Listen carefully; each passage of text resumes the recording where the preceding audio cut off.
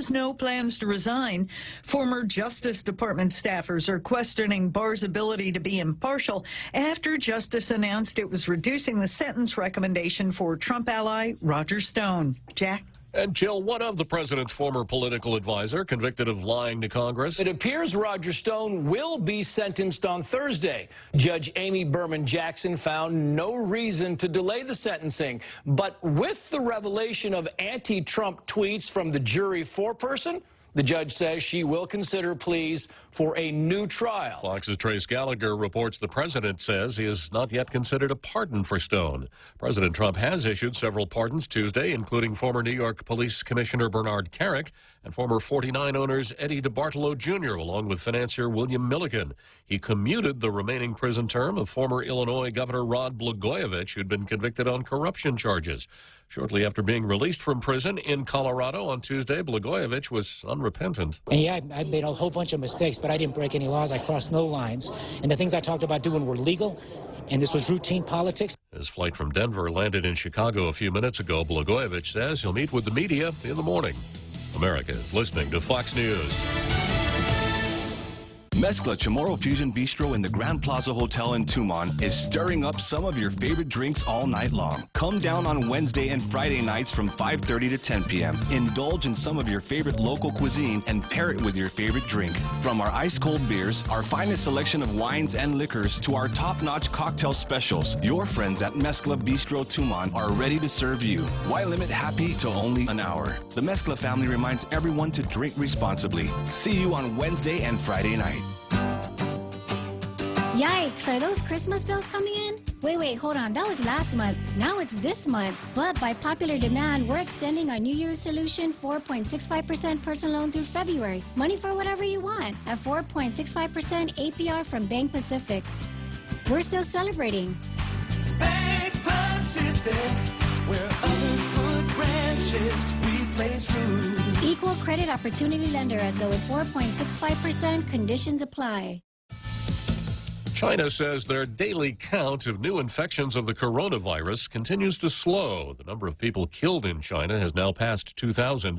In the U.S., there's a financial impact. Asian American businesses in major U.S. cities seeing a decline in customers over fears about the coronavirus as local health officials try to help with information campaigns and personal visits, emphasizing that with less than 24 cases here in the U.S., there's no cause for alarm. In Mesa, Arizona, the CEO of the Asian Chamber of Commerce says shortly after a case of the virus was confirmed at nearby Arizona State University, xenophobic comments on social media began and phone calls to local businesses started. Lisa Lacera, Fox News. A little girl murdered near her home in Casey, South Carolina last week was killed by her neighbor, who then took his own life. That conclusion from police and the coroner Tuesday, who reported that Faye Marie Swetlick was asphyxiated within hours of her disappearance last Monday. Her body then dumped in the woods. Her 30-year-old neighbor, Cody Scott Taylor, then slit his own throat. In Kansas, a school crossing guard has made the ultimate sacrifice. A crossing guard working near Christ the King Parish School in Kansas City, Kansas, was struck and killed by a vehicle Tuesday, but is credited with saving the lives of 2 children he prevented from entering the roadway. Principal Kathy Fithian says the guard always put the children first. The man, who has not yet been identified, worked as a crossing guard for the past 5 years after retiring from another career. The driver of the car was hospitalized, and the crash is under investigation. Rich Dennison, Fox News. In Louisville, Kentucky, a robbery gone bad for the robber, where police say a man walked into a fast food restaurant and demanded money at gunpoint, not realizing that 2 of the patrons in the dining room were off-duty police officers on a date. They promptly pulled their weapons and arrested the man. Now 30-year-old Justin Carter has a date with the judge. I'm Jack Callahan. This is Fox News.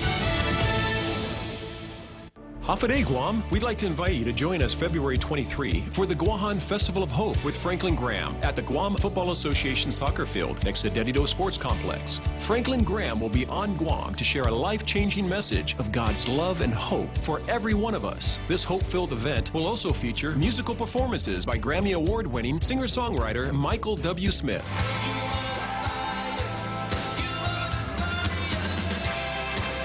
Tommy Coombs Band, and Dennis Agajanian. Don't miss this free once-in-a-lifetime opportunity. Come join us for an afternoon of music and a life-changing message of God's love and hope on February 23 at the Guam Football Association soccer field, starting at 4:30 p.m. Gates open at 3:30 p.m. Admission is free. For additional information and updates, visit us and like our Facebook page at Guam Festival of Hope. See you there. God bless you and God bless Guam. Hafaday, this is Congressman Michael Nicholas. Our veterans deserve the best, and I'm working hard to make sure they receive what they earned defending our freedom. If you need help receiving the benefits you earned from the VA or the Defense Department, please call my office at 475-6453 or go online at stnicholas.house.gov. On behalf of a grateful community, thank you for your service. This ad was paid for with official funds from the office of Congressman Michael Nicholas. Tall Tales with Bob Klitzkie is brought to you by Bank Pacific, banking on the Pacific for 65 years. Welcome to Tall Tales with Bob Klitzkie, the only show on talk radio where common sense is a lot more common. Phone lines are now open at 888-TALK. That's 888-8255. And now, The Point proudly brings you Tall Tales with Senator Bob Klitzkie. Testing, 1, 2, 3. Testing, 1, 2, 3. Can you hear me out there? I hope so. We were off the air. Tall Tales was off the air yesterday, and I know that was a significant privation for our international radio listening audience, and I wasn't sure if we were on the air now. When I pulled into the parking lot, I saw the real Joe Cruz with a couple of tin cans and a piece of kite string in his hands. And I thought perhaps he was still putting the final touches on the fix, but maybe I was just imagining things. I think we got everything working good, sir. Very good. All right. Well, in that case, let me start off the program the way it ought to be started off. A well-regulated militia being necessary to the security of a free state, the right of the people to keep and bear arms shall not be infringed. Yeah. So a little later on in the program, I'm going to assign blame for yesterday's Tall Tales outage. But first of all, we've got to go straight to Zemi Ikotny.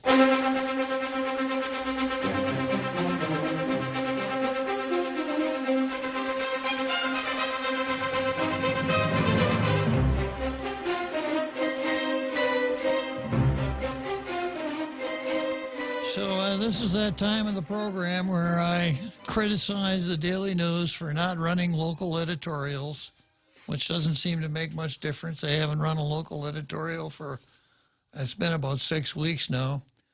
And then shift my attention to the Post that always runs local editorials, usually pretty good local editorials.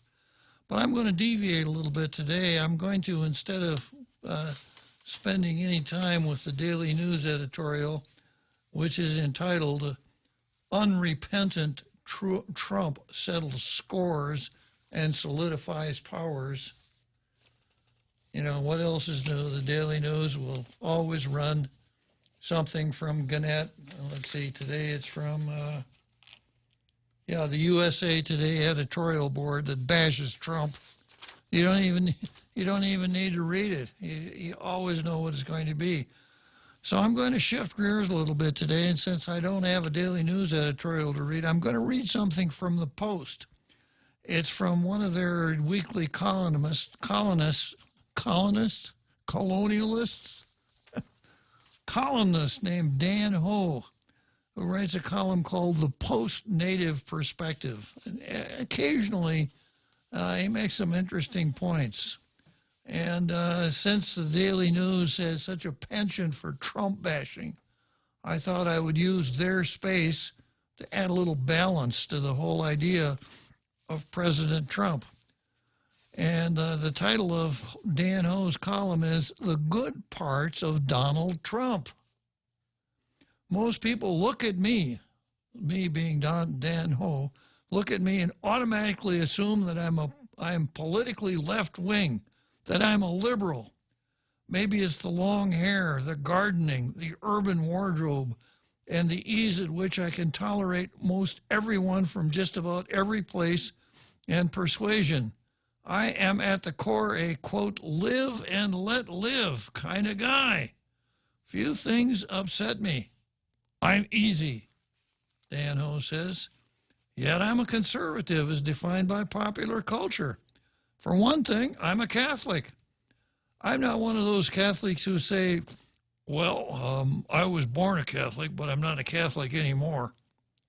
Huh? You never hear a Jewish person say, I was born Jewish, but I'm not a Jew anymore. I don't know where Catholics got this idea that they could completely shed their essential childhood culture on a dime in order to categorize themselves socially. But I reckon it has something to do with being politically liberal, politically correct. We know the left hates Christianity in general, Catholicism in particular. And we know that because everything that Islam stands for is contra to what the left says they believe in, especially the way women are treated. But they prefer Islam. They would stick with Islam because it's not Catholicism and it's not Christianity. And they know Christianity is their worst enemy because so much of what they believe in has no moral foundation whatsoever. Okay, so Don goes on to say, I support a woman's rights over her body up until the life of another unborn individual comes into question. I absolutely do not support her choice to kill an embryo in the same degree as I do not support a man's right to kill a child. In my opinion, no one should be allowed to kill anyone at any stage of life. However, I understand that the American people and their wisdom have allowed it. Since there really isn't anything I can personally do about it except to vote, I'm going to vote for the candidate against abortion funding when it comes down to the wire. And Dan doesn't live on island. He lives in one of the 50 states, so he can vote. I'm going to vote for the candidate against abortion funding when it comes down to the wire. I guess that makes me a conservative. I didn't vote for Hillary Clinton when it came down to it. She did not share my anti-abortion values. In truth, she probably had 100 ideas that I believed were great, but it was this one position that dissuaded me. On the other hand, I'll be the first to agree that Donald Trump has 200 things absolutely wrong with him. But for me, in the end, the one thing mattered. In the noisy 3 years, as you were in the noisy 3 years since his election, I haven't once interrupted my friends who vented angrily about Trump's win and his subsequent calamities.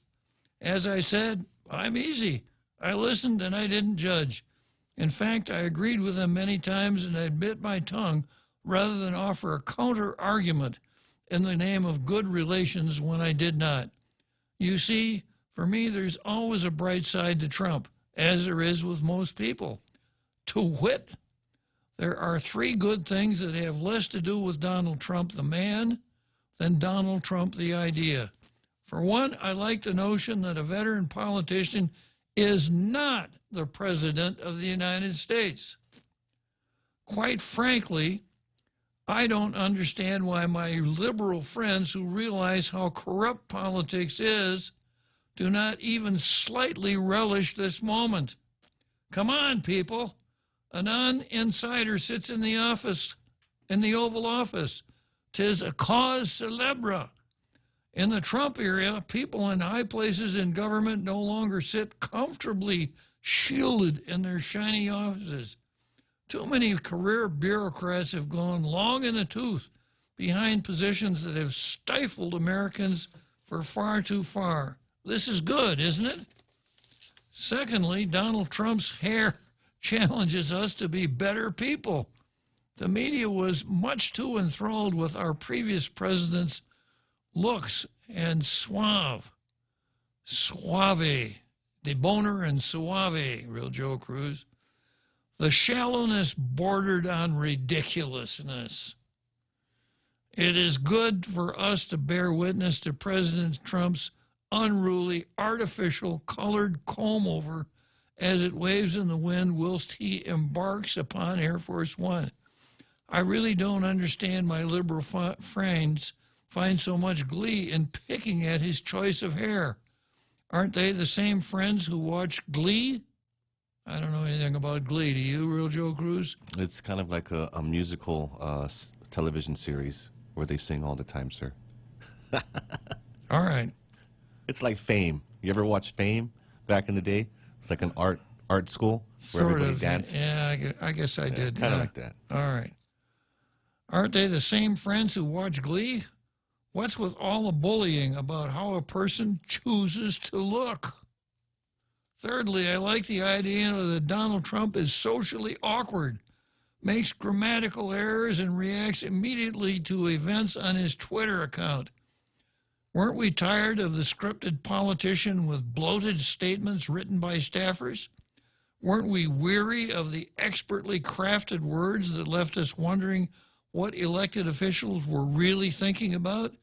In this age of transparency, why aren't my liberal friends so aghast at a president's unedited realness? To be quite honest, I have doubts that Donald Trump will win a second election, especially if Bernie Sanders becomes the Democrat nominee.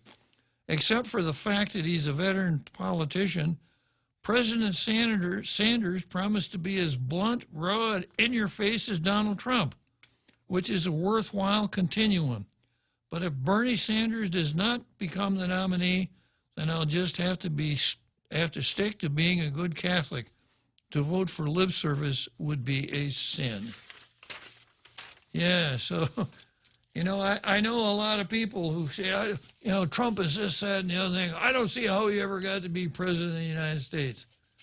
And the reason they don't understand it is because they don't try very hard. They don't listen to real people like old Don Ho here, who says, yeah, Hillary may have done 100 good things, but I can't take the abortion angle. Okay, so pretty good, Don Ho. I'm going to give Don Ho a blue star. Hey. Doesn't happen very often. No, it doesn't. Is he a PhD in some kind of cultural studies or something? Yeah, that's what it says at the bottom of the column here. Okay. It says, Don Ho, a native of Agate, is a writer and teacher and holds a PhD in indigenous studies. Oh, then how come he's not? Yeah. Well, never mind. Yeah. he must have skipped the Kool-Aid during the time he was doing his PhD. I think you get my drift. I do, exactly. Yeah, for sure. Yeah, he must have put himself on a no Kool-Aid diet during the time he was in school. Okay, then next we go to the port, and we've got an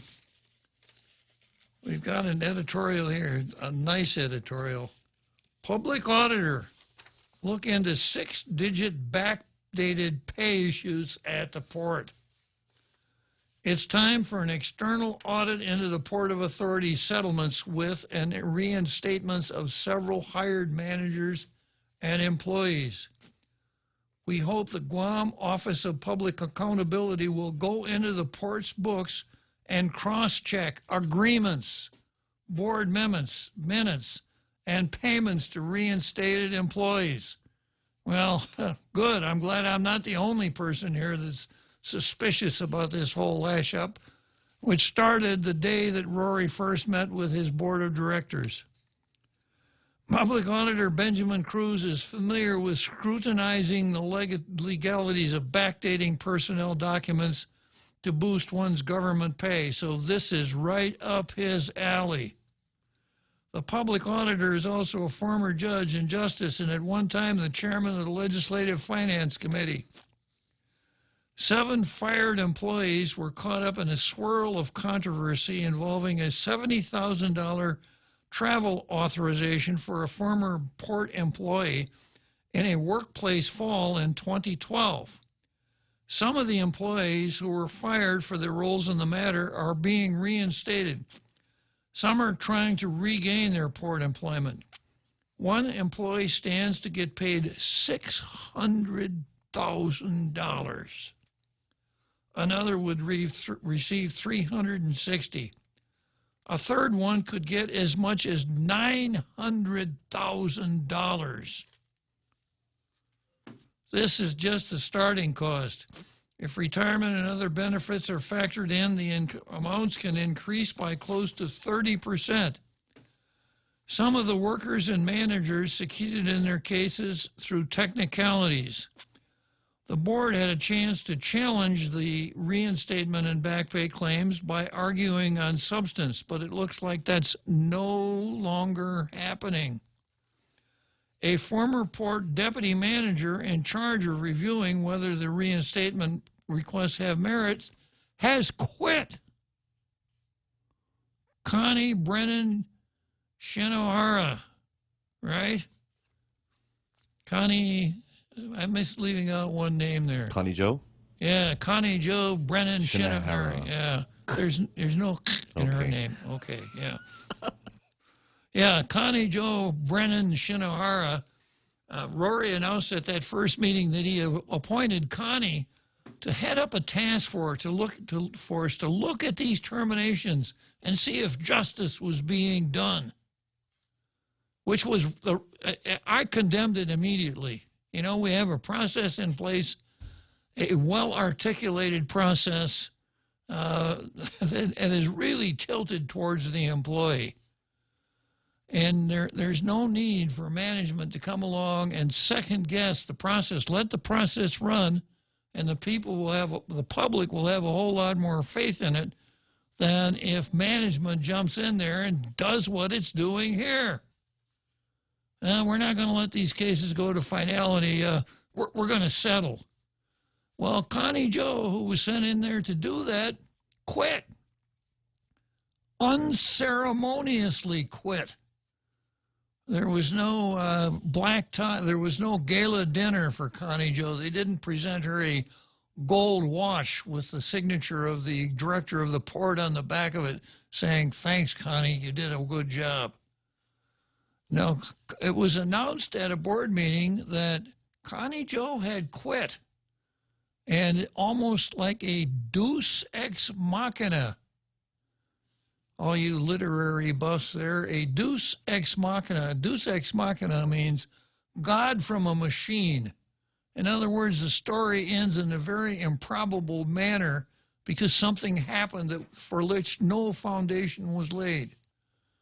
Well, the deus ex machina here was Luis Baza, who just happened to be in the room at the time that Connie Joe's the announcement of Connie Joe's resignation was announced.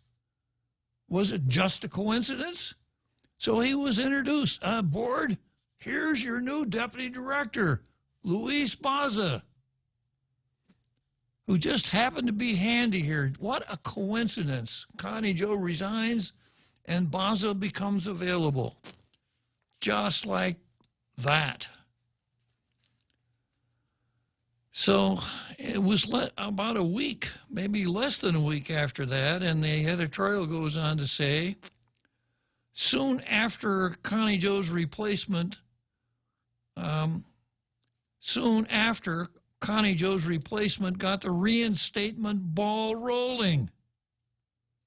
That would be Luis Baza. Luis Baza was appointed to lead the charge to negotiate a settlement with the remaining cases. Port legal counsel, who was once a high-profile prosecutor, also resigned recently. Now, the other details here are at the same meeting that Rory announced the appointment of Connie Joe to head up that Justice Task Force, he also announced that the port had to get rid of Mike Phillips. That what the port needed to do was hire an in-house attorney as an employee so that when Phillips's contract was gone, he could as unceremoniously as Connie Joe left, he could leave. And a new counsel was brought on board, Joe McDonald, former chief prosecutor at the Attorney General's office. And Joe apparently was involved in some of the settlements, but then Joe quit. Just a couple days ago, Joe quit.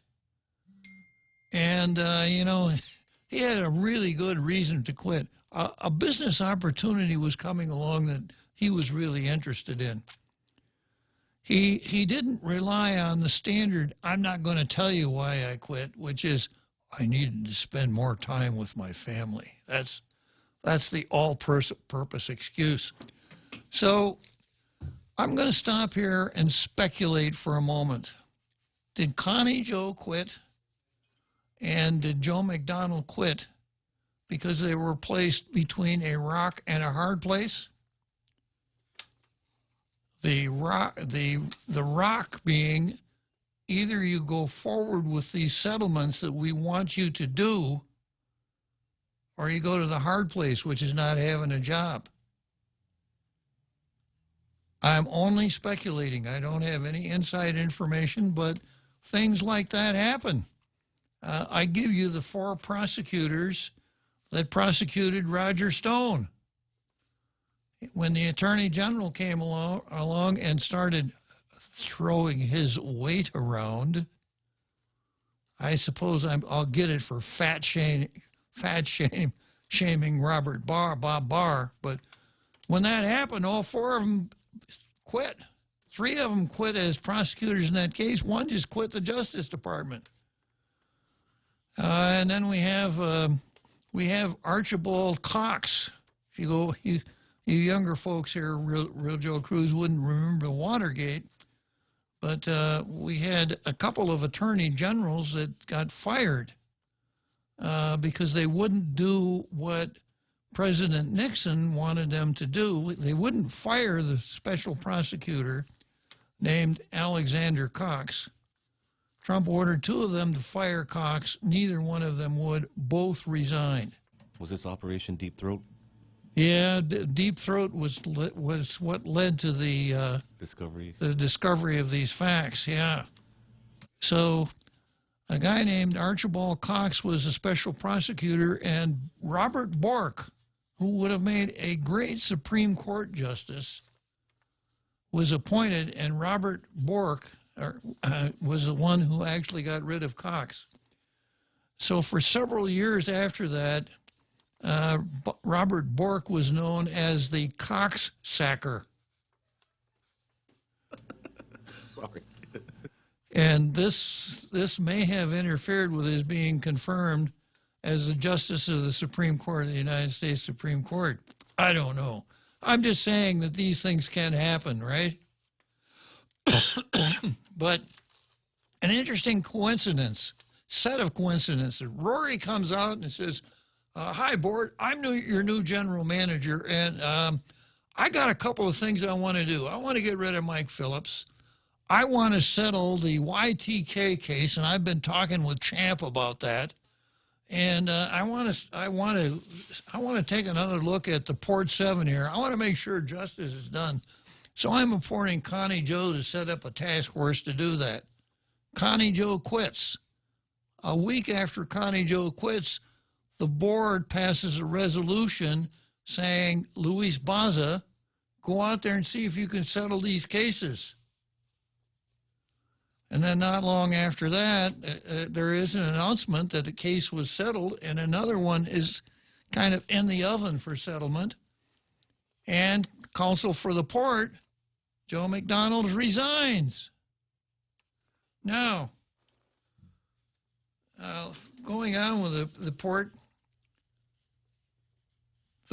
board discusses these matters behind closed doors under the justification of these being personnel matters. Well, I've said it a million times. I wrote a newspaper column. I sued somebody about it.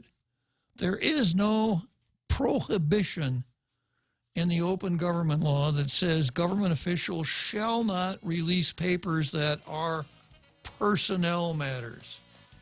And we'll come back to personnel matters right after this short break here. Sometimes working to achieve our personal best is a good goal. Other times, it might make sense to forget the goal and instead focus on the fundamentals. I'm Jerry Roberts, and at 7:20 a.m. on The Ray Gibson Show, how working on the little things can lead us to eventual breakthroughs. You can find daily transcripts of The Extra Point at GuamTraining.com. Tune in every weekday morning at 7:20 for The Extra Point with Jerry Roberts, brought to you by Guahan Insurance Services and First Hawaiian Bank on 93.3 The Point. Live the balanced lifestyle. Take Care Insurance offers proven wellness and fitness programs to encourage individuals and families to live a healthy, balanced lifestyle through preventative care, being active, eating right, relaxing and unwinding, and being socially connected. They have the island's largest offering of free fitness classes and health education programs for all ages. Join the movement. Follow them on Facebook and Instagram or visit takecareasia.com to learn more.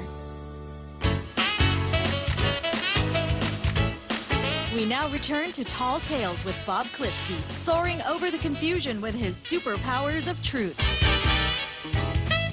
Call 888-TALK. That's 888-8255. Yeah, so, you know, there are a couple of ways that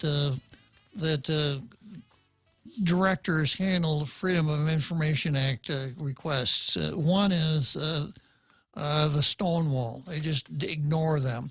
And then the second one is the personnel matters scam.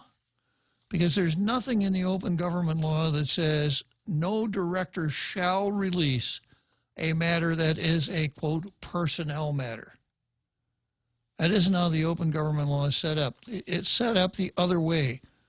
There are some things that a director doesn't have to release in the face of an open government request. He may, but he doesn't have to. But that doesn't get to personnel matters either. There's nothing in the open government law that says a director, by mumbling the words personnel matter, may withhold public records from a person who sends in a sunshine law request. So if that's the reason they're doing it, they're just dead wrong. And the whole thing just doesn't look very good at all. Then going on with the editorial, legislative oversight over the port recently has been silent. Now, notwithstanding the fact that when that civil rights suit was settled at district court, I got to try to refresh my recollection about that.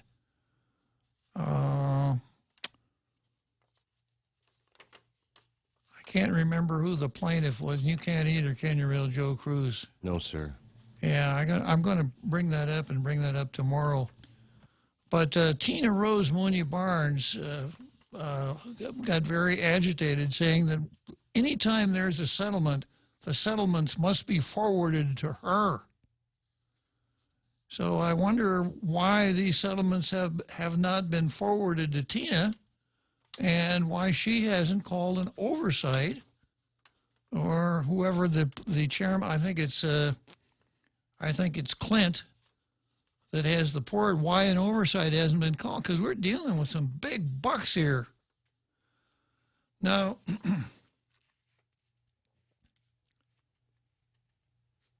we need a few government spending watchdogs. The public auditor is one. Maybe the Attorney General's office can do some poking, too, to see whether laws were followed to the T on these generous backdated back pay amounts and raises going back several years.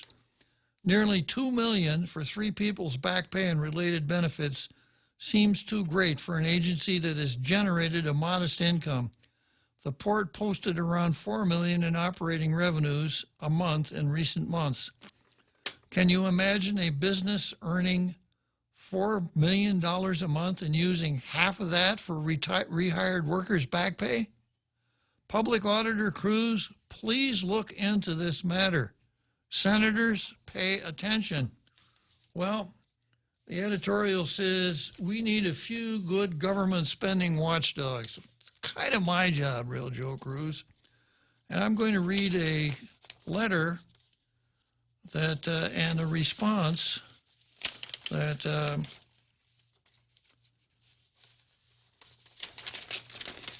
just going to read the response. This is from Rory to me, December 26. This is to acknowledge receipt of your FOIA request received on December 23, requesting all public records, setting forth my recusal of matters before the Civil Service Commission. That's part of it. And then the other part of it comes from Luis R. Baza, the Deputy General Manager for Finance. And this is his response to me on the part we're interested in. I asked for all documents related to mitigation of damages undertaken by Leonora Leon Guerrero. Now, I've explained the doctrine of mitigation of damages before, but I'll give you a short course. When an employee is fired, he can't just sit home and watch TV hoping that he'll be reinstated and be given back pay in the total amount of the money he missed during his termination. An employee has a duty to mitigate damages. What that means is he must make a good faith effort to go out and find comparable employment, and he must be able to prove that he has done that. And if he doesn't, if he hasn't taken steps to mitigate damages, he doesn't get any back pay. Also, if that employee, during the time that he's terminated, gets any job at all, the money he makes on that job is set off against his back pay. So let's say that one of the Port 7, during the time that, I was going to say she, but I better not, during the time that they were laid off, got a job with a movie company and made $1 million as cast of a movie. How much back pay would that employee be entitled to? Not a drop. That's the doctrine of mitigation of damages. So I read about a settlement going back to December, and I saw the gross amount, and I didn't see anything about mitigation of damages. So I wrote this letter. I asked this question. I wanted all documents related to mitigation of damages undertaken by Leonora Leon Guerrero. Here's the response. Certain records which you seek are prohibited from disclosure under 26 United States Code, Section 6103, violation of which is a crime under 26 United States Code, Section 7213. Other records which you seek, to the extent that they exist and are a public record under FOIA, are confidential and may be privileged under 5 GCA Section 101(8) I and other laws.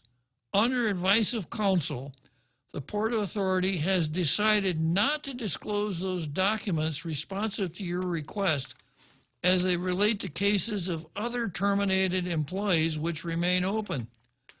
The Port shall keep these other records confidential until all related litigation is finally adjudicated, or to determine that the best interests of the Port are served by disclosing such other records. In other words, they don't want to do it.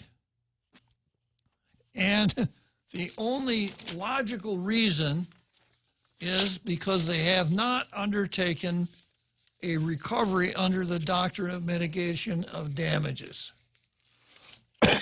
Now, this is especially dangerous in a case that was settled, a product of negotiation. So one would think that in settlement negotiations, management would come along and say, you were out of work from this date to this date, your regular pay is so much, your retirement contribution, our retirement contribution is so much, etc. Now, please show us proof that you attempted to mitigate damages. And if the employee says, I don't even know what that is, I didn't do any, what did you do during the time that you were fired? Well, I caught up on Law and Order. They've been running all all of the old episodes, 400 and some odd episodes. I really got good education out of it. Did you look for a job like the one you had at the port? Oh, no, I didn't. I figured, yeah. Well, I figured sooner or later that when the new governor was, came on board, I'd get my job back. So why bother going out and looking for a job? I get the old one back, and I'll get a lot of back pay. At that time, Luis Baza should have said, well, you aren't going to get any back pay because you did not mitigate damages. That's the way it's supposed to work. Or something like this. During the time that I didn't work for the port, I got a job at H&R Block, or I got a job at J&G Payless or wherever. Okay, let's see your information showing how much you made during that period of time, because we're going to set that off against the back pay that we're going to pay you. That's the way it's supposed to work. But you take a look at this letter here, it's they're not being forthcoming. And again, my suspicious mind says the reason is because they didn't do jack to apply the doctrine of mitigation of damages, which means that the ratepayers are going to have to pay more money than what they should have. And of course, anything that results in greater expense for the ratepayers ultimately comes back and bites us, because just about everything we buy comes through the port. So I wonder if another Joe, what can you tell me about the doctrine of mitigation of damages? Not a lot there, Bob, not a lot. But I do have the question that wouldn't it make sense that someone of the Democrat Party would be more on the side of the employee versus the employer? So the issue of privacy or the issue of classified information, or wouldn't they possibly be way in favor of the employee? Because they're Democrats? Would that make sense? Well, I'm willing to ascribe any kind of lunacy whatsoever to Democrats. So for the purpose of discussion, let's say that that's correct, another Joe. So you can see that would be a pretty good selling point for Democrats in their bid for votes in the election year campaign. Well, let me see if I could craft a message for the Democrats then. Okay, all you folks out there that work for the government of Guam, vote Democrat, because if you get fired, we won't apply the law to your back pay. We'll give you money that you don't deserve. Is that how it would work? I'm just saying in theory that the politics might maybe work out that way sometimes. Well, like I said, when it comes to Democrats, I'm willing to ascribe any kinds of lunacy to them that you like. I oftentimes, though, on this program talk about the way things are supposed to work. You've probably heard me say more than once that what I want to see, I don't know if anybody else does, but what I want to see is an efficient, effective government operating within the rule of law that provides basic government services. Now, Joe, if the port is not applying the doctrine of mitigation of damages in this situation where the law clearly requires it, then Democrat schmemocrat, they're doing something wrong. They're not operating within the rule of law. So if the Democrats want to make it a campaign promise, vote for us and we won't apply the law, fine. Yeah, it's I don't know how else to compare it. I think a way I compare it is going back to the O.J. Simpson case, where he was acquitted from the criminal court, but was found liable in the civil court, and the question was, did people really think he was innocent, or did they think it was just societal, like social justice or something? Well, remember, in a criminal trial, it's 12 people that made the decision. So it's a little difficult unless you watch the entire trial. There are some bad mistakes made in that trial, as you recall. Yes, yes. And some good lawyering and some very bad lawyering, and a couple of bad decisions were made as to trial tactics. But I don't know how that's helpful, Real Joe Cruz. It is. I'm just saying the only thing I can compare it to. I mean another Joe, excuse me. I'm sorry. Yeah, well, I think what you can compare it to is corrupt politicians. Joanne Brown, when this first came out, said this is just a political payoff.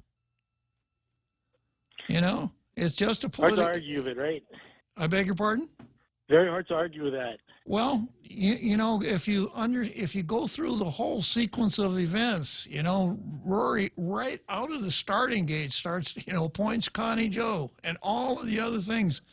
It looked like there wasn't any will to try to win these cases. Now, if the government had won the cases, there wouldn't be any back pay.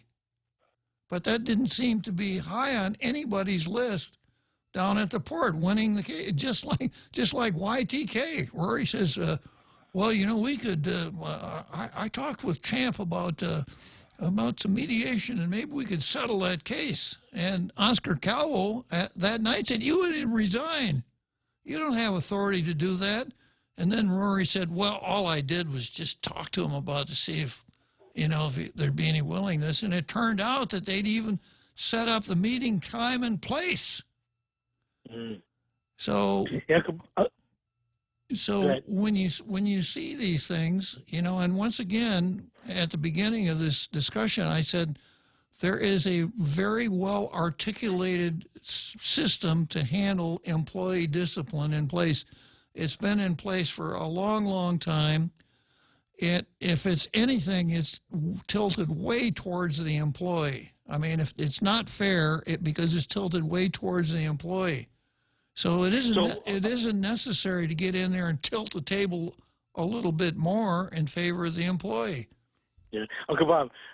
So you're saying in theory, these employees could have gotten their jobs returned to them if it was to their credit. What I'm saying is this: that if they had gone through the process and gotten their jobs back, it would have been much more acceptable to the public. Yeah, yeah. Because the public would say, okay, it went to the Civil Service Commission, it went to Superior Court, it went to, and they won. I don't like it, but, you know, they went through the process. Compared to, they didn't go through the process because Rory stepped in and said, we're going to settle these cases. Good point. Thanks a lot, Uncle Bob.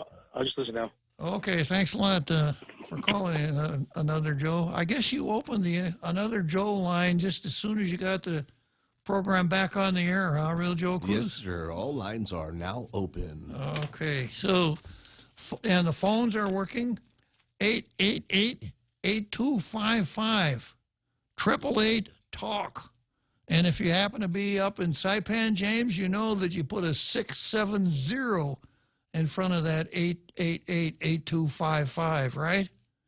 And if you're calling from Cebu, we had a listener from Cebu the other day, then you got to remember that the country code for the United States is 1. Okay, so there can be no doubt as to who gets the blue star today. The second blue star of the day, it's the Guam Post. And Guam Daily Post, I hope you don't let this drop, because there's something there that we have to dig into so that if settlements are reached, we're satisfied that the public, you know, that the settlement was in the public interest and not in the employee's interest. Okay, we'll take a short break here. February 27th, it's the last call for leadership. How do you grow a company? You grow a company by growing people. And when you grow them, they increase their capacity. When they increase their capacity, they begin to increase the capacity of what you can accomplish. The voice of John C. Maxwell on the last chance to see the Live to Lead conference in November. Over 300 leaders and future leaders experienced a day full of big ideas, fun, and high-level motivation. For those who couldn't make it, we're doing it again. Registration closes soon. Get the details at GuamTraining.com. Live to Lead is brought to you by Atkins Kroll, Guam's #1 car dealership. Also by Hawaiian Rock Products, the Guam Contractors Association, the Guam Daily Post, at 93.3 The Point. Energize your team. Join the Guam Live to Lead conference today. Tall Tales with Bob Klitzkie is brought to you by Bank Pacific. Banking on the Pacific for 65 years.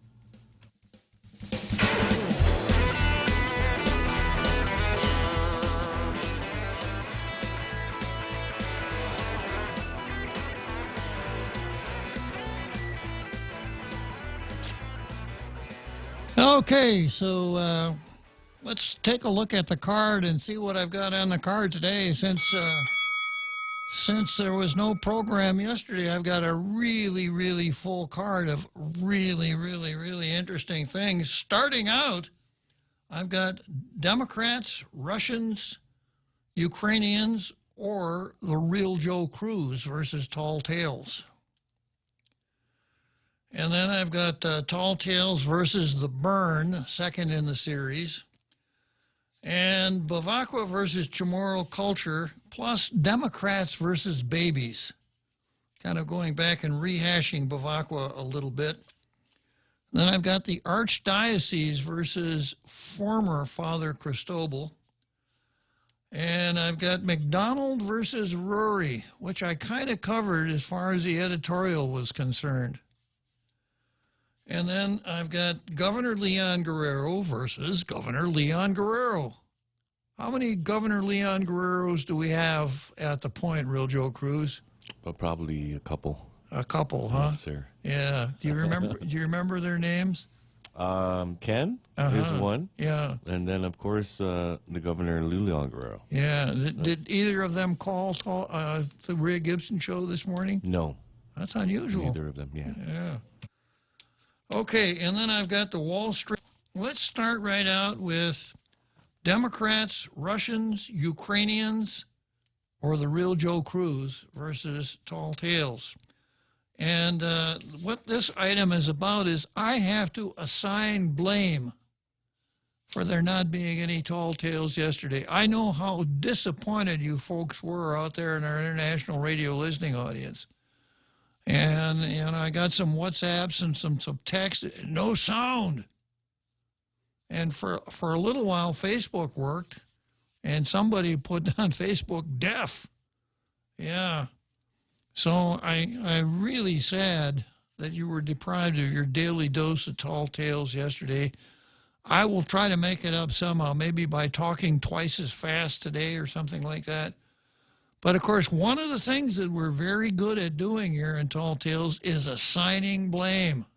Swimming pool is green instead of blue, we'll assign blame. Okay, so when we're not out on Facebook or on FM radio, I had to find somebody to blame. So, like Inspector Reno in Casablanca, I directed security here at the Point to go out and round up the usual suspects. And that would be Democrats. I wouldn't put it past Democrats to sabotage our broadcast here because we do something that is probably very unfavorable to them. That is, we tell the truth about Democrats, and I'm sure they chafe under that. Or could have been the Russians. You know, the Russians have been hacking everything else here since Hillary Clinton ran for president. Or it could have been the Ukrainians. There's some theories that these Ukrainians are really good hackers also.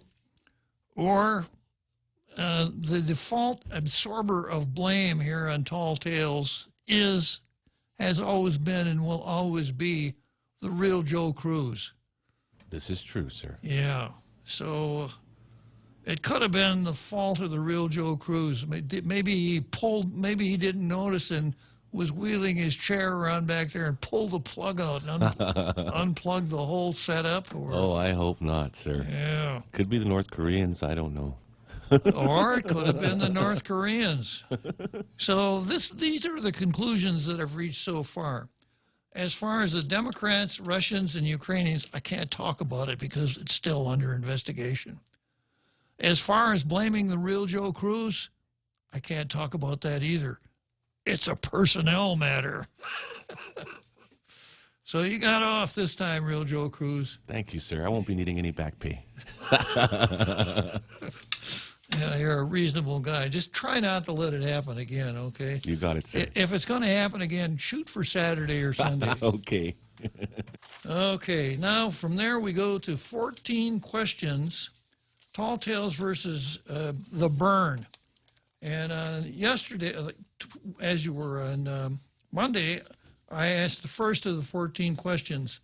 In 2016, you were one of only 2 non-Republican senators to back a bill from Senator Rand Paul calling for an intrusive annual audit of the Federal Reserve, which former Fed Chairman Ben Bernanke and Wall Street critic Elizabeth Warren and Obama administration opposed as a threat to central bank independence. Do you still favor this GOP-backed legislation, Mr. Byrne? All right, then here's the second question. We'll do one of these every day till we get to 14. Number 2, your plan to cancel all student loans would benefit the 2018 graduates of U.S. News and World Report's top 5 business schools, 40% of whom had more than $100,000 in debt, according to a recent survey. Given that these MBAs willingly took on the tuition debt in the rational expectation that they could pay it off out of their future earnings in the upper echelons of corporate America, why should the government bail them out? Talk about the elite of the elite. You know, elite students in elite schools getting educations that are going to land them big money on Wall Street or in corporate America. You know, all of the folks that you say are evil, Bernie. But you want to go back and pay their student loans for them. Are you still going to do that, Bernie?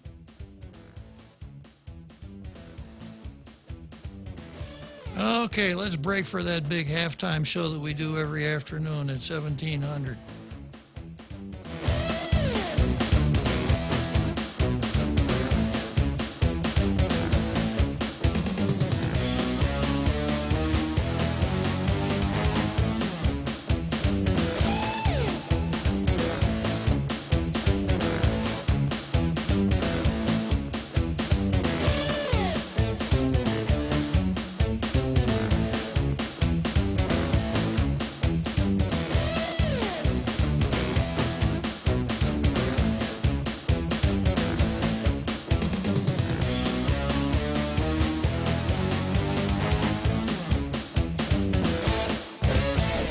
The Point is KUSG, Hagåtña, Guam, 93.3 FM and 104.3 HD3.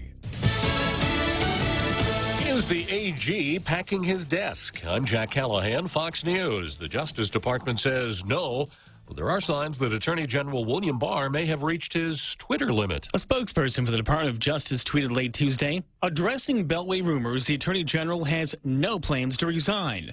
This comes as Fox News confirms Barr has told some White House officials he plans to quit if President Trump does not heed the warning he gave about the president's Twitter habits in a recent interview with ABC News. Tweets about cases pending in the department and about judges before whom we have cases make it impossible for me to do my job. For his part, President Trump says he agrees with Barr, but that, quote, everybody has the right to speak their mind. Fox's Sean In Langell. Washington, Sean Langell, Fox News. The tweeting issue came to a head several days ago when the president tweeted the sentence recommendation for former political advisor Roger Stone was unfair.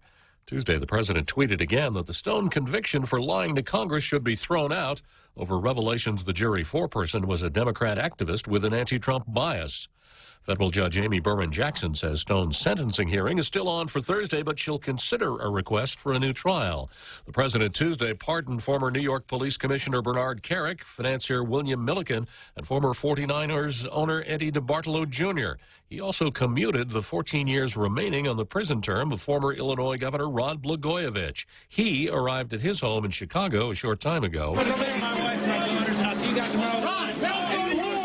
Chorus of cheers and jeers, supporters and protesters. Blagojevich was convicted of political corruption for allegedly trying to shake down potential replacements for President Obama's former Senate seat. He served 8 years in prison. Blagojevich says he will speak to the media at 11 in the morning.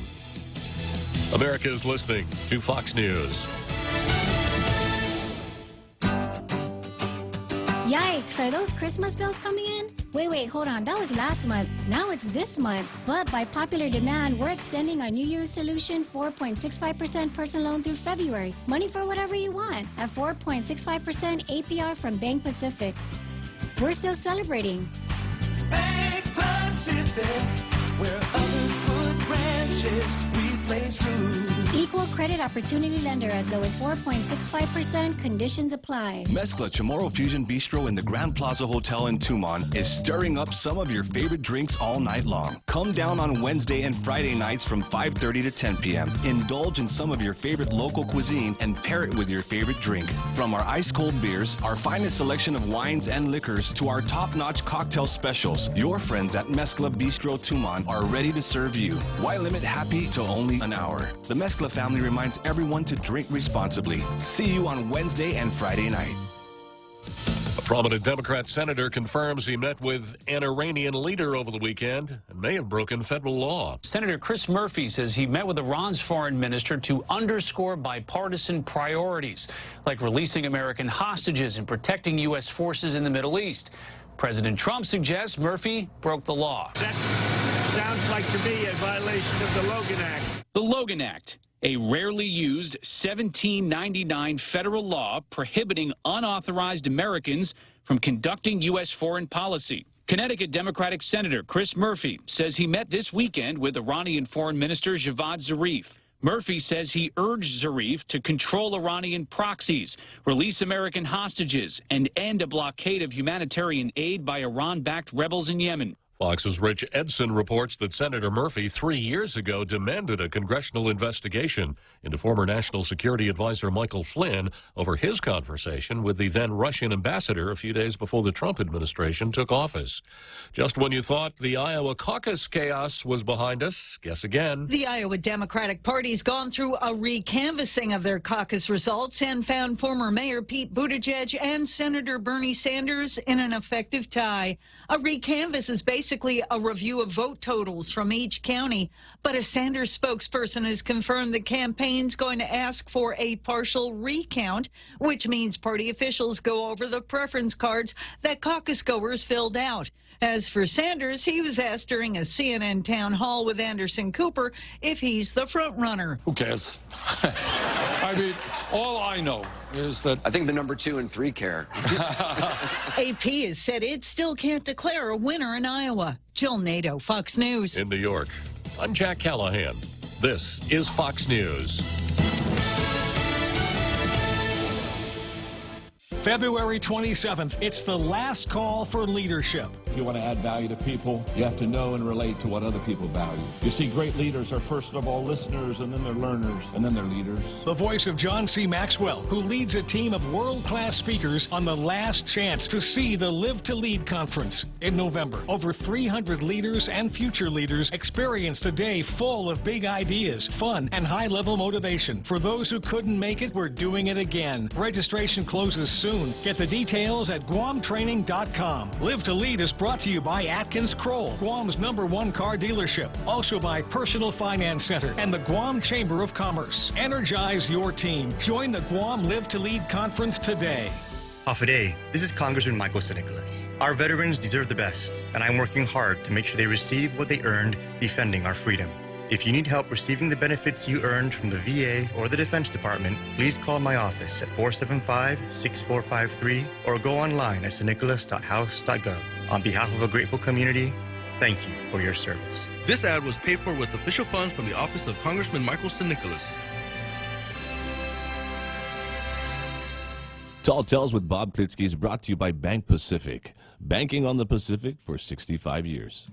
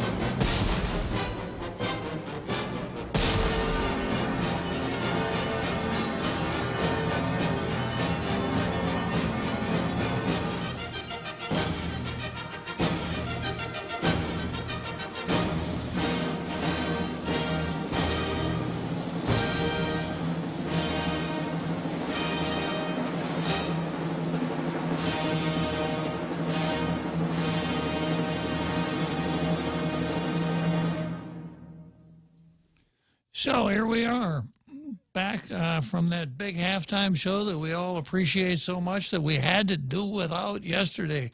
What a sacrifice. No halftime show. But we're back today with the marching band, the cheerleaders, the drill team, synchronized card section up in the stands, and that barrage of cannon fire at the end. It just doesn't get any better than that. Okay, so I'm going back to the card here. And the next, let's see, I've got, I've got an item here that I didn't read out a little earlier. Forgot to put it on the card. This item is called The Pirate versus the Ocean. The crew at Jeff's Pirates Cove in Epan helped to rescue a kiteboarder who got tangled in the kite string and was nearly swept off the reef Monday afternoon. This is from an article in the Post. Bar manager at Jeff's Pirates Cove, Douglas Phillip, said he was manning the bar when a woman came to him and told him there was a guy who fell off his kiteboard and needed help. That's when Phillip glanced over toward the channel and saw the man. Then immediately strapped on his rescue gear and rushed over with a personal watercraft together with Lornis Rame, chief of security at Jeff's. When they got to the man, they found him tangled, holding onto the string, but managed to stay afloat by hanging onto his kite with his head nearly submerged, etc. Within 5 minutes, Philip said they were able to transport the man with his kite safely back to shore. Now, here's the important thing here. The two who are both trained in search and rescue said, "We're always ready." Although the man looked exhausted, he said he was able to grab a bite before leaving. According to Phillips, he has made 25 rescues off the channel, known to most locals as Toksha Bay. The deadly channel is just off the coast of Jeff's Pirates Cove and has been the site of numerous drownings. According to Rame, the man fell close to the shoreline. However, because of strong currents in the channel, he was immediately pulled further out to the ocean. Rame said if he and Phillip weren't there, it may have been much worse. Now, to me, the key item here is that this guy Phillip looks out and sees somebody in trouble, and he immediately grabs his rescue gear and gets the chief of security. They both grab their rescue gear and go out and jump on a jet ski and go out and save the guy. Unfortunately, the Post didn't write a little bit of historical background here because this happens all the time at Jeff's Pirates Cove. And next time I go out there, I'm going to ask Jeff if he's kept track of how many lives he's saved right there on that beach right off his bar. Tremendous public service. And maybe he doesn't get as much credit for it as he should, because it wasn't just an accident that the bar manager and barman and the and Pirates Cove security had rescue gear and access to that jet ski. So Jeff knows that this happens. He's on the ball, and he's rescued a lot of different people. If I hadn't already given a blue star, what the heck? Let's give a blue star to Jeff's Pirates Cove, too.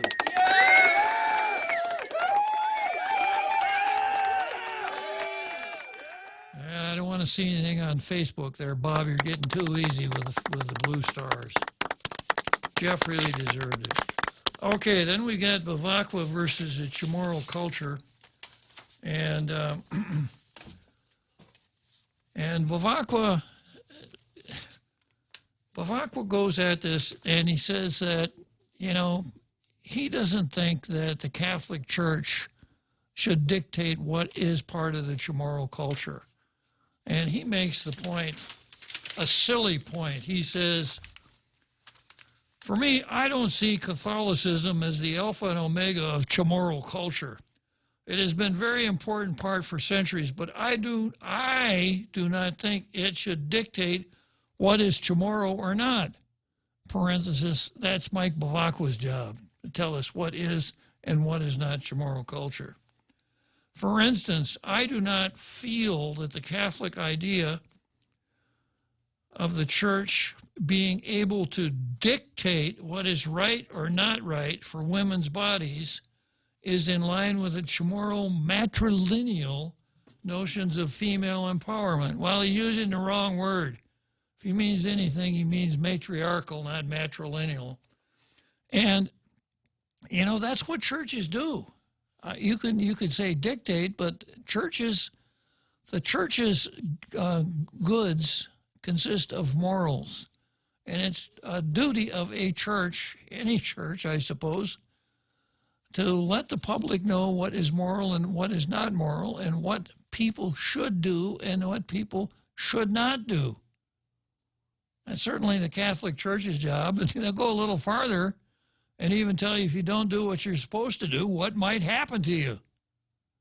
It's a hell of a lecture, real Joe Cruz. Yeah. So Michael Bavacqua wants to take on the Catholic Church because he is better able to determine the Chamorro culture in all of its matrilineal manifestations. And then he goes on to say the arguments that Apparon and Areola made about American colonialism through abortion rights laws were not without merit. Well, how nice. Even if I agree with a particular edict from Washington, I do not necessarily agree that our relationship to the U.S., where Supreme Court decisions, acts of Congress, or executive orders apply to Guam, despite our being a colony. Well, that's not in spite. It's because of. This is the nexus of conflict when debates move into the territories. Is it really a victory for Guam when colonial authority is enhanced? Of course not. Just because you like the result, because the result squares with your thinking. How many times have I made that same argument here on Tall Tales? You don't have to be a cultural practitioner to recognize the principles of federalism and subsidiarity.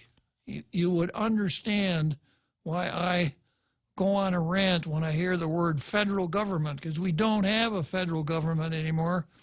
We have a national government that thinks that what it does is direct 50 administrative districts. So you could make that argument, Michael Bavacqua, without showing off your ignorance here as to Catholicism, matriarchal societies, abortion, etc. But while we're on the subject of abortion, this will be something that perhaps would be more appealable to Michael Bavacqua. I have another item here, Democrats versus babies. Colorado Democrats voted against a bill on Tuesday. This comes from Town Hall, voted against a bill on Tuesday that would require physicians to render care to a baby who survives an abortion. They voted against it. The bill would establish a physician-patient relationship between a child born alive after or during an abortion and the physician who performed or attempted to perform the abortion, and the physician who had performed or attempted to perform the abortion would have a physician-patient relationship with the baby. The bill requires a physician to exercise the same degree of professional skill, care, and diligence to preserve the life and health of the child as a reasonably diligent and conscientious physician would render to any other child born alive at the same gestational age, and requires that the child born alive be immediately transferred to a hospital. Seems kind of common sense, doesn't it? You have a doctor, you have a live baby lying before you here in your surgery. Babies are not able to survive on their own right after they're born. They're pretty durable. It's only been a relatively short time in human history that doctors are even around when babies were born. But this Colorado law would require that you treat that baby the same as any other patient and keep it alive. Sounds so common sense, so humane, so Christian in the best sense of the word. But the Democrats voted against it. Michael Bavacqua, I guess that's your kind of culture, right? They voted against it. Republicans, including co-sponsor of the legislation, Representative Shane Sandridge, emphasized the bill is not an abortion bill, but rather a murder bill. Jeff Hunt, director of the Centennial Institute, said in a Facebook video that putting a woman's right to choose means inflicting horrible violence upon a child to end its life. Pro-abortion Democrats oppose this bill, and they should be forced to explain why their allegiance to the abortion industry's agenda should allow a practice that is tantamount to infanticide. It's outrageous that a born alive human person be subjected to lethal violence with impunity or treated as if she is medical waste. Now, some Democrats argued that the legislation would have limited abortion access. What woman would want to have an abortion if she knew that a baby that was born alive wouldn't be killed? That would just not make any sense at all, right?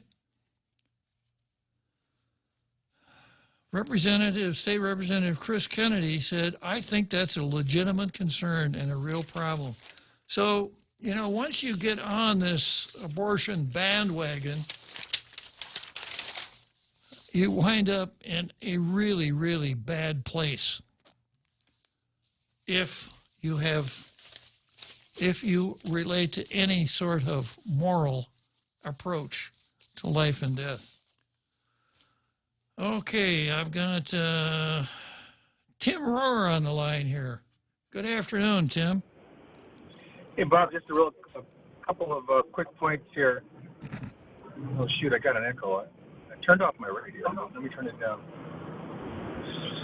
Sorry, can you hear me? Yeah. Hang on a second. Echo. Let me try it without. Okay, let me try that. Okay, good. Now you still got an echo. We have a caller named Jimmy who, when he calls, we often have two Jimmys on the line. It sounds like we've got two Tims. Yeah, I don't know why. I turned off the radio. You're good now. I can hear myself echoing. Am I still echoing? You're okay now, Tim. Okay. Real quick, is that number one, relative to what you were just talking about, that Colorado bill, the current governor testified against saving babies that survive abortion. The public hearing in 2013. It's a matter of public records, just in case anybody's wondering. But same thing about babies surviving abortions. And she was one of 5 women who said, let the baby die. The other thing is the Bevacqua thing. I think I understand the problem. Bevacqua is equating Archbishop Apparon with the Catholic Church. Apparon didn't use a single, everything I've read what Apparon did not use a single shred of Catholic teaching relative to what Bevacqua was talking about. It was all a cultural argument. And when Apparon is speaking about anything other than what's defined by the church, he doesn't represent the Catholic Church. I know that's news to people, but thought I'd straighten that out. Okay, well, I appreciate that, Tim. All right, Bob. Thank you very much. I'm looking at a post here from Richard V. Leon. The church intervened in the teacher strike long ago. It's a sin. Did that happen? I sure don't remember it. I was pretty much up on the teacher strike at the time it happened. It's been, 1981. It's been 39 years ago, so I guess I could have forgotten it, but I sure as heck don't remember it. I'll check with one of my resources and see where that goes. Okay, next item deals with the church, and this is Archbishop Edgeworthy Archdiocese versus Adrian Cristobal. And the title of the article, it ran in all of them. The title in this is PNC, Archdiocese moves to laicize Father Cristobal, awaits Rome decision on appeal. Archbishop Michael Burns has issued his decision to laicize Father Adrian Cristobal following an administrative penal process. The Archdiocese of Agagna is now in a waiting period following appeal filed with the Vatican by the priest.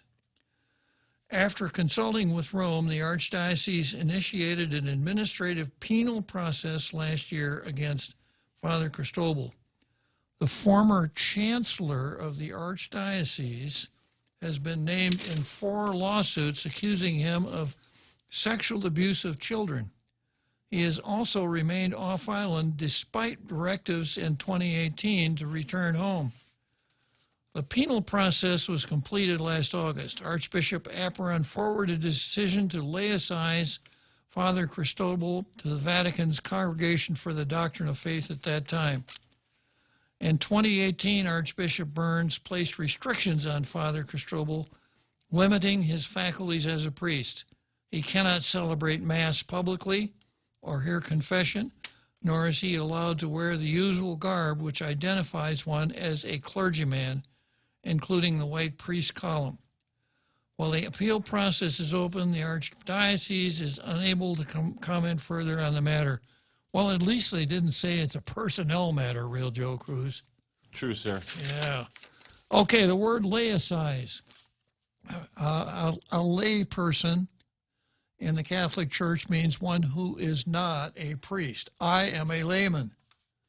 The people who go to Mass on Sundays, except for the priest, are lay people.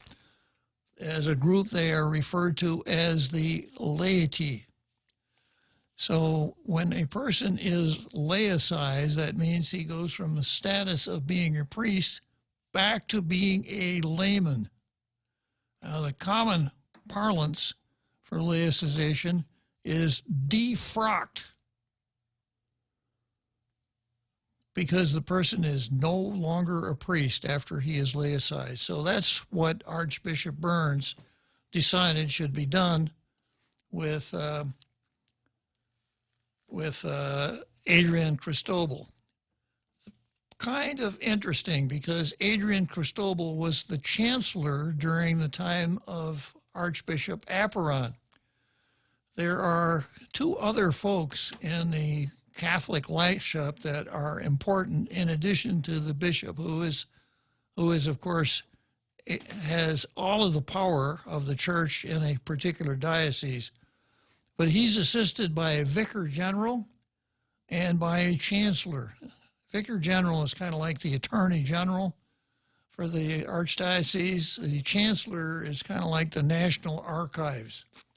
But they both have a fair amount of authority in the church. That was Adrian Cristobal. He was pretty high up in the hierarchy of the church, at a position where I suppose 538 might have given you odds as to his chances of being bishop once Archbishop Apparon were out of the picture. And he did something else to distinguish himself. Adrian Cristobal brought the neo-catechumenal way to Guam in 1995 and was instrumental in starting the first Barrigada community. So he was a what some folks would refer to as a neo-cat during the time he served as the chancellor of the Archdiocese. So I will wait and see what happens here, what happens to his appeal. Certainly a matter of interest. The church has been through an awful lot with the sex abuse scandals, the dismissal of Bishop Apparon as the Archbishop of this diocese, a apostolic administrator and Bishop Hahn, and now a new Archbishop, Archbishop Burns. I will follow the news of the church and bring it to your attention as is appropriate, reminding you that if you're not Catholic, it's not, you probably wouldn't want to say, well, I'm not Catholic, this doesn't affect me, because it does. Catholicism is 85% of the people on this island, and it at times has been an extremely powerful organ in the polity of this island. It's got 1 billion members worldwide. What some might say, as Catholics might say, is that as the church goes, so goes the world. And without going into it in any depth, the Catholic Church is not in very good shape right now. Not the first time. It probably won't be the last time. But I will keep you informed on that. Next item on the card is McDonald versus Rory. And I pretty well covered that. This was from yesterday's card before I knew what today's editorial would be. But I pretty well covered it today, with my potential speculations. And here's what the article says. There's no statement from McDonald at all. Here's a statement from Rory. He, McDonald, resigned to pursue something he said he's been planning for some time. Very interesting. The search is on for McDonald's replacement. McDonald becomes the second person with direct involvement in the review of several fired port managers and employees' cases to resign. Some of those who were fired in December 2012 have returned to their jobs in recent months and been given back pay under the new Port Authority administration. The firing stemmed from a workers' comp claim and questioned paperwork that they had a role in approving or processing. Deputy General Manager Connie Jo Sinahara resigned from her job, which pays $134,134 in base salary, in December. Port management said she left the agency for personal reasons. Sinahara had been taking the lead in reviewing whether the Port 7 should be rehired. She left shortly before the more recent reinstatements began. Louis Baza, a former Civil Service Commission executive director, replaced Sinahara as deputy general manager shortly after her resignation. Shortly meaning a matter of minutes. Shortly after Sinahara's departure, the Port Authority Board of Directors in the latter part of December Okay, let's take the seventh inning stretch, and I'll come back here and finish up McDonald versus Respicio. Live the balanced lifestyle. Take Care Insurance offers proven wellness and fitness programs to encourage individuals and families to live a healthy, balanced lifestyle through preventative care, being active, eating right, relaxing and unwinding, and being socially connected. They have the island's largest offering of free fitness classes and health education programs for all ages. Join the movement. Follow them on Facebook and Instagram or visit takecareasia.com to learn more. Sometimes working to achieve our personal best is a good goal. Other times, it might make sense to forget the goal and instead focus on the fundamentals. I'm Jerry Roberts, and at 7:20 a.m. on The Ray Gibson Show, how working on the little things can lead us to eventual breakthroughs. You can find daily transcripts of The Extra Point at guamtraining.com. Tune in every weekday morning at 7:20 for The Extra Point with Jerry Roberts, brought to you by Guahan Insurance Services and First Hawaiian Bank on 93.3 The Point. Tall Tales with Bob Klitzkie is brought to you by Mescla. Try their featured special for February. Southern Spice Crispy Fried Chicken. Louisiana-inspired fried half chicken served with red beans and rice. Available in Agotnya and in Tumon at the Grand Plaza Hotel. For reservations, please call 969-2652.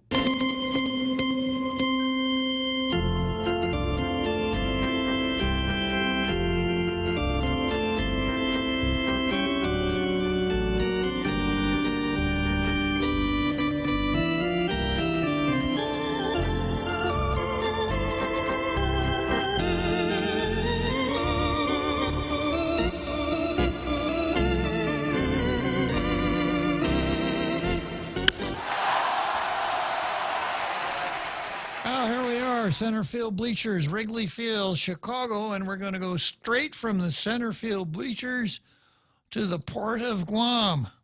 You can smell the salt air already. So continuing on here with this article, with the item on the card, McDonald versus Rory. Shortly after Shinohara's departure, the Port Authority Board of Directors in the latter part of December, and led by Chairman Francisco Santos, approved efforts to enter into settlement agreements or reinstatement for at least 3 more of the port employees fired over the questioned workers' compensation claim. In May 2019, the port voted to award back pay to reinstated Comptroller Jose B. Guevara. The award was estimated to cost $600,000, although the port stated the actual payment was roughly $390 as of August 19. On December 12, 2019, port personnel documents were signed to reinstate Port Manager Francine Rocio, whose personnel documents were backdated for several years, could give her as much as $900,000 in back pay. It isn't clear how much has been paid to Rocio, and that's why I sent the Sunshine Law request dealing with mitigation of damages. So I'm going to take a short break here to ask Paul about the port. What can you tell me about the port, Paul? Hello, Paul. Are you there, Paul? You've got a very soft voice, Paul. I can't even hear you. No, Paul? Hello? Yeah, hello. I'm relative to the government in Guam and the United States. I'm a relative of Abraham Lincoln, the first Republican, but Democrat or Republican, I think they're all insane, except for Trump.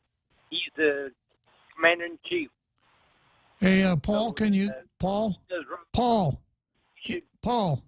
I can't hear you. Can you get a little closer to your phone and speak up? Can you hear me now? Yes. Okay, I'm related to Abraham Lincoln. His cousin was my great-great-great-great-grandmother. And Republican or Democrats, you think that they're all insane. The people over here in Guam, I've seen stuff that is ridiculous. Governor got in the right man and all that. But Did you want to say something about the port, Paul? yeah, they need to keep replaced by a good old place. I'm really having a hard time understanding you, Paul. Instead of doing politics and all that, just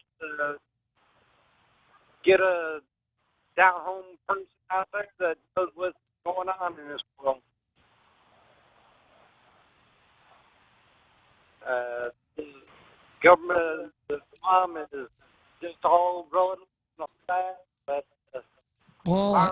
Paul, I'm sorry, but I'm afraid nobody in my radio listening audience can understand what you're saying. So try again when you got a better connection. Thanks, Paul. Okay, so finishing up this article here, there's a list. The next one was Francine Rocio. That was a settlement. That's the one that prompted me to send the sunshine request. Or maybe it was Leonora Leon Guerrero. The port DAC backdated 8 years of personnel documents that authorized more than $360,000 in back pay. February 5, 2020, a Civil Service Commission hearing for another one of the Port 7, Josette Havalosa, was canceled after a settlement agreement between her and the port was being worked on. Altogether, personnel documents for reinstated employees show the port authorized more than $1 million in backdated actions to those employees. The so-called Port 7 were caught up in a questionable workers' comp claim filed by then-port marketing manager Bernadette Stern-Mano over a slip and fall for which she sought $70,000. The 7 were fired in December 2012 in early part of Eddie Calvo's administration. Respicio, an appointee under the new administration, said McDonald's departure is amicable. My understanding is that all of that was executed under his watchful eye and his legal guidance, all of that being the settlements. The plot thickens. His resignation came as a surprise, meaning they didn't have a lawyer hidden in the closet like they did with Luis Baza, so they could say, well, McDonald resigned, but ta-da! We've got a new lawyer. Former Port General Manager Joanne Brown, who was appointed in the prior Calvo administration and whose board appointees fired the Port 7, called the settlements a political payoff. And the farther we get into this, the more I tend to think that Joanne Brown has a good point. What they're essentially going to do is bring these employees back to the port, reinfect the port with their actions, and compensate them substantially with ratepayers' money. That's what I see. And this, to me, is nothing but a political payoff. McDonald versus Rory. Okay. So I've got Governor Leon Guerrero versus Governor Leon Guerrero here. And Ken Leon Guerrero wrote a long op-ed piece for one of the papers. And it's called The War Claims Payment Circus. The biggest problem Guam faces is a surplus of self-serving politicians. Everyone elected or appointed to a public office claims to want to do the best they can for the people they serve. The problem becomes one of identity. Who are the people they are trying to serve? Now, if it's Governor Leon Guerrero, we know, because for her, it's our people. I was born here, Ray. I grew up here, Ray. You weren't. Now, then Ken kind of traces the history of the war claims payments, the Loyalty Recognition Act, and then he goes on to say that if Governor Lou Leon Guerrero was serious about paying war claims out of local funds, she could have introduced legislation at any time during her 10 years in a legislature starting in 1995. Just imagine how many more war claims could have been paid if Senator Leon Guerrero had been as concerned that World War II survivors be shown respect and compensated back then as she now claims to be today. And of course, in order to understand this, you have to understand that in 1995, we would have been paying it with our own money. In 2020, we're still paying it with our own money because we're paying it with Section 30 funds. Money is fungible. So if we're spending Section 30 funds on war claims, that means that much money we're not spending on something else. So Ken's point is, if you're really that excited about it, if you're really that committed to it, you could have introduced a 1995 bill in 1995 to pay war claims to those who survived the Japanese occupation. And then Ken shifts his attention to Speaker Tina Munya Barnes, has been in the legislature for a total of 17 years now. At any time since 2003, she could have introduced legislation to pay war claims out of local funds if she really had that same conviction about taking care of our, quote, greatest generation, close quote, then as she claims to have now. Just imagine how many more claims could have been paid if Senator Barnes had really been as concerned that World War II survivors be shown respect and be compensated back then as she now claims to be today. So the question becomes, why did Governor Leon Guerrero and Speaker Barnes remain largely silent and unengaged for decades on the subject of war claims payment until Congressman Mike San Nicolas introduced legislation at the national level to fix a technical problem overlooked by Congresswoman Madeline Berdallo? The easiest and most obvious answer is politics. The governor and speaker engaged in this issue for no other reason than to dilute any credit that Congressman San Nicolas may receive by fixing the technical errors inherent in the Loyalty Recognition Act, getting war claims finally paid. The only proof we need, this whole Bill 181 war claim circus, was nothing more than pure politics and an effort to undermine our congressman, is to look at all of the drama as senators took turns standing at microphones during hearings and sessions, thumping their chests and making speeches about serving the needs of our Manamku and passing legislation made totally irrelevant by passing H.R. 1365 by the Senate 3 weeks later.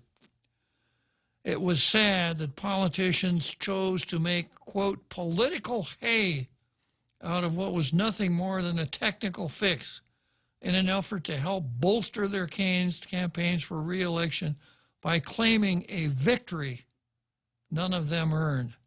The fact politicians put the needs of their campaigns over the needs of our Manamku is something we as voters need to keep in mind this election. Yeah, I kind of thumped on that same theme myself. And Ken, I think, forgot to mention that Lou and Tina had their epiphany last July. We've got to show respect to our greatest generation. We will introduce a bill to pay those war claims here and get reimbursed from the feds. I want to have checks in people's hands by Liberation Day, the governor said. Yeah. You know, once again, we talk a lot about transparency and how transparency in government is so important. Well, for once, as Ken so aptly points out, both Lou and Tina were very transparent on this war claims issue. As a matter of fact, you could see right through them. Yeah. Okay, next item on the card is the Wall Street Journal versus wokesters. Now, I am not a wokester. I am not woke.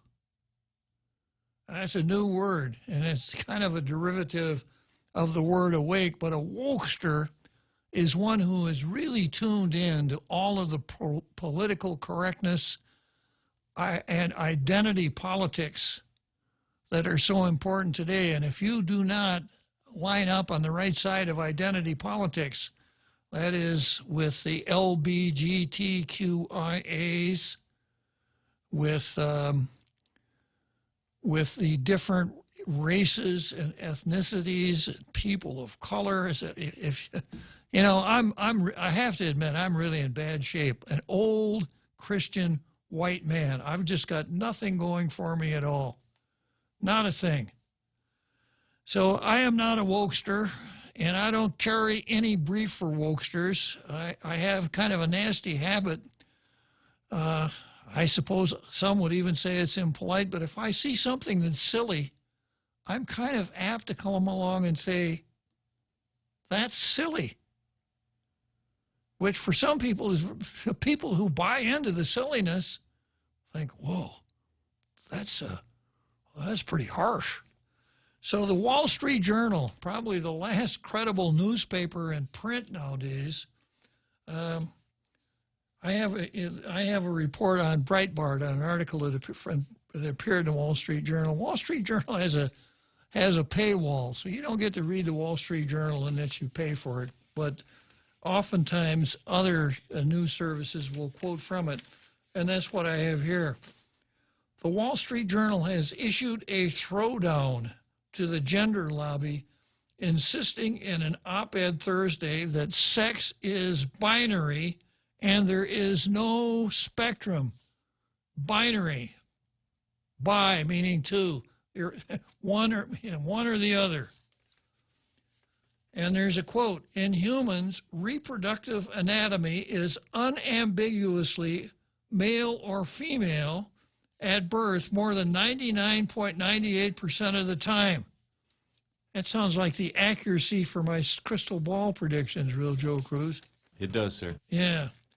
In humans, reproductive anatomy is unambiguously male or female at birth more than 99.98% of the time. Biologists Colin M. Wright and Emma N. Hilton state, the evolutionary function of these two anatomies is to aid in reproduction via the fusion of sperm and ova. No third type of sex cell exists in humans, and there is no sex spectrum or additional sexes beyond male and female. Well, this is some pretty revolutionary stuff.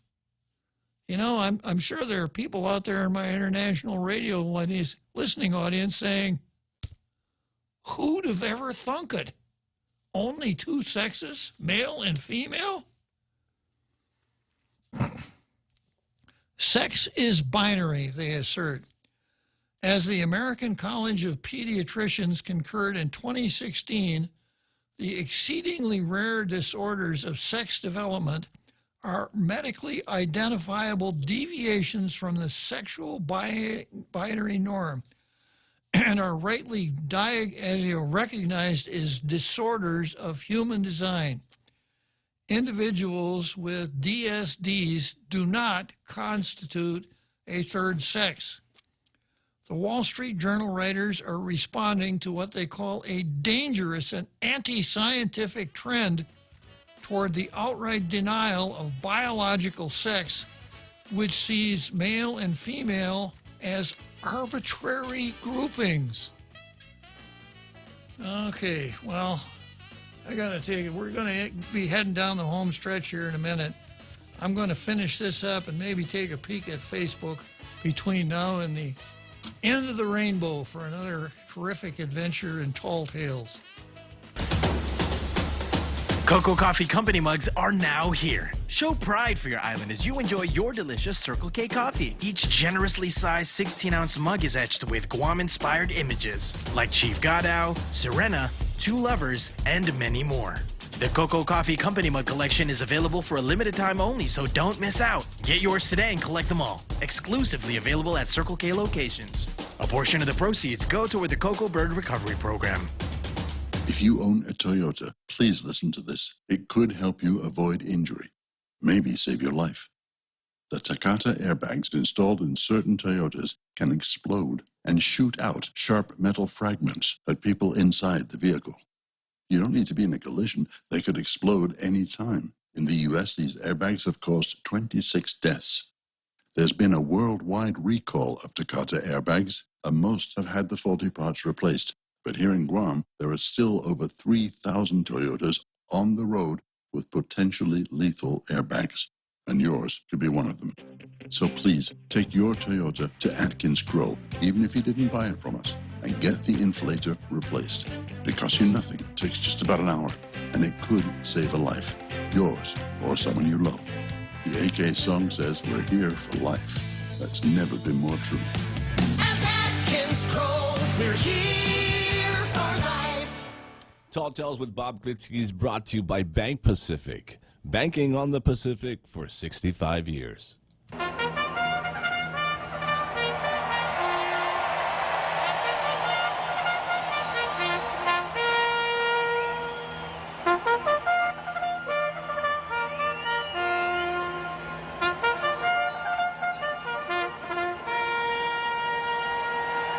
So here we are, grandstand, Kentucky Derby, Churchill Downs, Louisville, Kentucky, the home stretch. That means I got about 7 more minutes to wrap up another exciting, elucidating, informative, informational episode of Tall Tales. So this article from the Wall Street Journal, picking it up again, Wall Street Journal writers are responding to what they call a dangerous and anti-scientific trend toward the outright denial of biological sex, which sees male and female as arbitrary groupings, just a product of oppression, marginalization, society, patriarchy, capitalism. There's no reality to it at all. It's how you feel that really counts. The Wall Street Journal say it's a dangerous anti-scientific trend towards the outright denial of biological sex. While sexual ambiguity does occasionally occur, the authors note, intersex individuals are extremely rare, and they are neither a third sex nor proof that sex is a spectrum or a social construct. Now, what they're talking about here, and they don't use the word, is the hermaphroditic person, one who has organs from both sexes. And I read the percentage, 90, it's way, way less than 1%. Occasional, it's an oddity that occasionally happens, but it's not a third sex. The Wall Street Journal essay echoes concerns increasingly being voiced that modern society has rushed into a dangerous social experiment based on less than flimsy scientific foundations. The concept of changing one's biological sex is, of course, nonsense. This is a quote. As sex is determined by unalterable chromosomes, wrote researcher Jane Robbins for Public Discourse last October. An individual can change his hormone level and undergo surgery to better imitate the opposite sex, but a male on the day of his conception will remain a male on the day of his death. Wow, it's kind of permanent. The problem with this ideology-driven approach to human sexuality is more than academic, because it often results in real-life damage to the most vulnerable members of society, Thursday's op-ed argues. This includes opening female-only spaces and women's sports to biological males and trampling laws that safeguard women from discrimination in the workplace. Yeah, all you wokesters out there, all you fem-libs that are on the side of being woke on non-binary sex, it's going to bite you. The falsehood that sex is rooted in subjective identity instead of objective biology renders all these sex-based rights impossible to enforce. The writers note, those most likely to be seriously hurt by such sex denialism, I thought only the global warming folks could be called denialists. Now we got a new one, sex denialism. Our children, the op-ed contends, since secondary sexual characteristics such as voice, mannerisms, and personality type can be seen as more gender-defining than the person's biological phenotype. The American College of Pediatricians has pulled no punches in condemning this behavior, calling hormone treatment and surgical operations on children with gender dysphoria child abuse. The time for politeness on this issue has passed, the authors conclude. Biologists and medical professionals need to stand up for the empirical reality of biological sex. I'm going to read that again. Biologists and medical professionals need to stand up for the empirical reality of biological sex. It's not just the job of talk show hosts. Now, I suspect that if there are people who, when they find out what I've been saying here, would come back with a standard response. Haters gonna hate, right? It's got nothing to do with hate whatsoever. It's got something to do with facts and truth. When certain scientific institutions betray their mandate by abandoning empirical fact in favor of ideology, it's time for real science to take a stand. Darn straight. Okay, so the next item on the card that I'm not even going to start is LGBTQIA versus Buttigieg or or whatever his name is. But I won't get to that.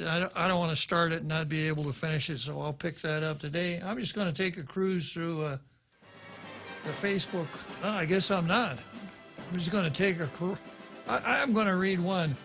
Cindy Knutson Goosebaum. Hi, Bob. Saw you running today and honked. Nice legs. You know, I really appreciated Cindy,